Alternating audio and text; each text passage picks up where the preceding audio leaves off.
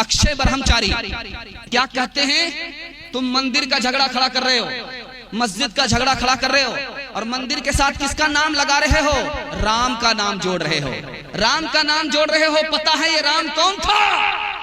ये राम वो था जिसने अपने भाई के लिए, छोटे भाई के लिए राजपाट छोड़ दिया और वनवास ले लिया।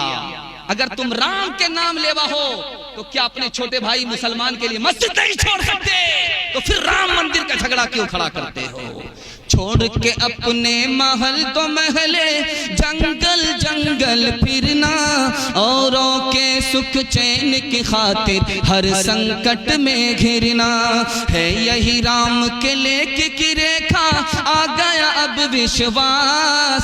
जब जब राम ने जन्म लिया तब तब पाया वनवास। 1788 में जोसेफ तफन थलर ने सबसे पहला शोषा छोड़ा। हिंदू मुसलमान को बिल्ली बनाओ, बंदर बन करके हुकूमत करो, डिवाइड एंड रूल, लड़ाओ और हुकूमत करो। उसने पहला शोषा छोड़ा। शोषा क्या था? जिस जगह मस्जिद है वहां राम पैदा हो सकते हैं। इन्होंने कहा हो सकते हैं और इन्होंने कहा कि हैं। ध्यान दीजिएगा, दूसरे नमूने को ध्यान में रखिए।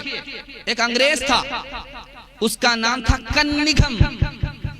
कन्निघम। इसने 1857 के बाद क्या लिखा कि बाबर ने मंदिर को तोड़ा, मंदिर तोड़ करके मस्जिद बनाई, और जिस वक्त मंदिर को तोड़ा जा रहा था, मस्जिद बनाई जा रही थी, 1,74,000 हिंदुओं को कत्ल किया और उसके खून को बाबरी मस्जिद के मिट्टी गारे में मिलाया।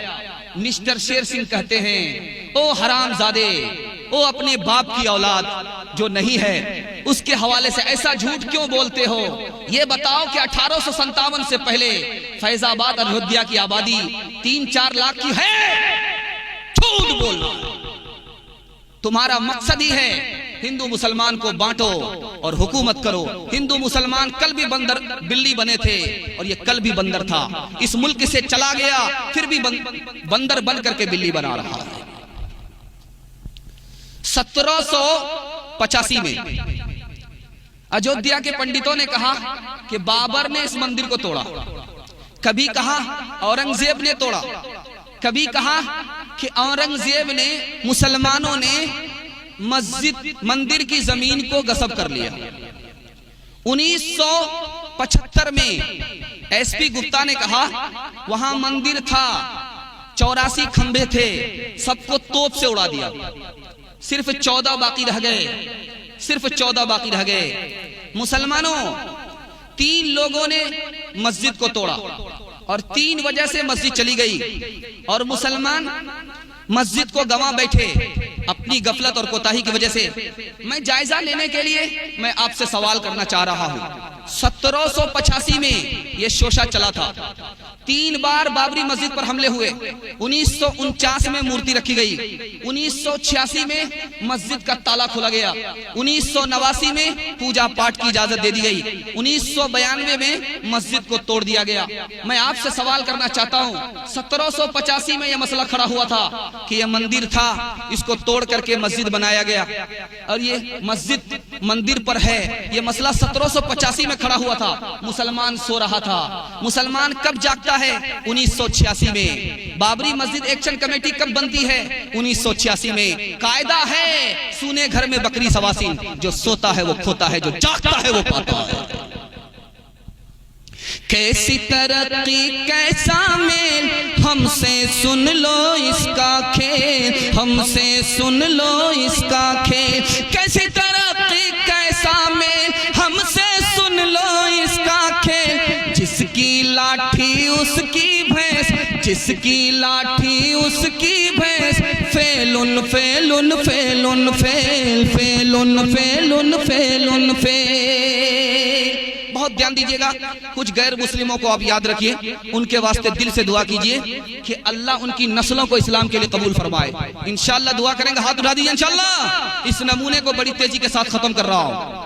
एक नाम याद रखिए, खुशूनत सिंह।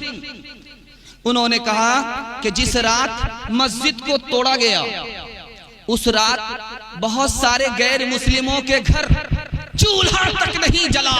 इस गम में अल्लाह का घर तोड़ दिया गया। ऐसे गैर मुस्लिम को याद रखिए। दूसरा एक गैर मुस्लिम कमलापति त्रिपाठी मस्जिद के टूटने से पहले इंतकाल कर गए। हाथ जोड़ करके वो कहते थे, लोगों ये मस्जिद भी अल्लाह का घर है, मंदिर भी अल्लाह का घर है, मस्जिद भी अल्लाह का घर है, इसे मत तोड़ना।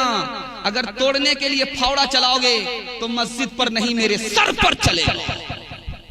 ऐसे लोगों को याद कीजिए, उनकी नस्लों के वास्ते दुआ कीजिए, अल्लाह उनकी नस्लों को इस्लाम के लिए कबूल फरमाए। तीसरा नाम याद रखिए, मुरारजी भाई देसाई। मुरारजी भाई देसाई सोमनाथ के ट्रस्टी थे, सोमनाथ मंदिर चलाते थे। सोमनाथ के बगल में छोटी सी मस्जिद थी, वीरान थी, आजान भी नहीं होती थी, नमाज भी नहीं होती थी। उन्होंने मुसलमान से हाथ जोड़ करके कहा कि मुसलमानों, मुझे एक मौजिन दे दो, मैं पैसा दूंगा। मुझे एक इमाम दे दो, मैं पैसा दूंगा। मैं चाहता हूं कि जिस तरह मंदिर आबाद है उसी तरह अल्लाह का घर आजान से और नमाज से आबाद हो।